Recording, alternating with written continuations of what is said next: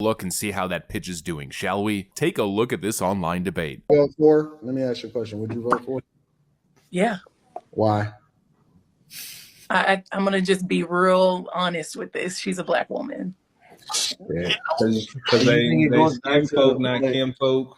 I think it goes back to what somebody was saying, where it's not voting for someone, but majority will vote for somebody else just Hold on. Let me mind this out. I think majority. Is it only because she a Black woman? Yeah. Do you not see how that's a bad idea? Elaborate. Okay, so we're in 3 proxy wars with some of the most powerful leaders in the world. She failed at the border, in which we have an estimation of 15 to 20 million people illegally into this country.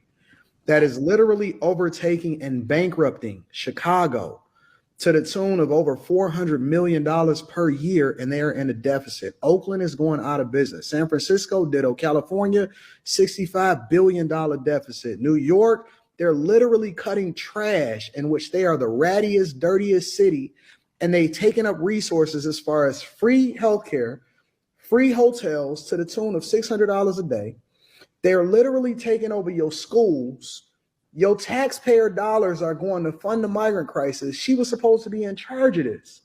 We have a failing economy. Every single day I see people getting on the internet talking about $30 an hour is the new minimum wage, because inflation is out of control. At one point, it was at almost 10%, depending on what city that you in.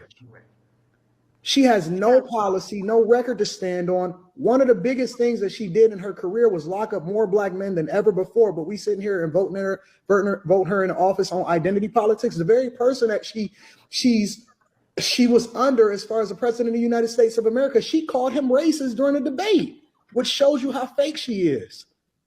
And the only thing that we can stand on from a policy perspective is whether or not she's Black and she's a woman.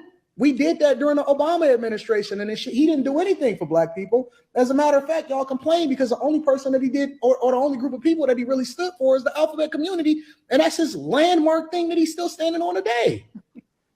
So the only thing that we have to stand on is identity politics. That didn't work with Tiffany Henyard in Dayton, Illinois. It didn't work with Karen Bass. It didn't work with Lori Lightfoot in Chicago. It didn't work with Brandon Johnson, that then took over her position in Chicago. It didn't work with Andre Dickens in Atlanta. It didn't work with Eric Adams in New York. It doesn't work across the country. Every single Democratic city is a hellhole.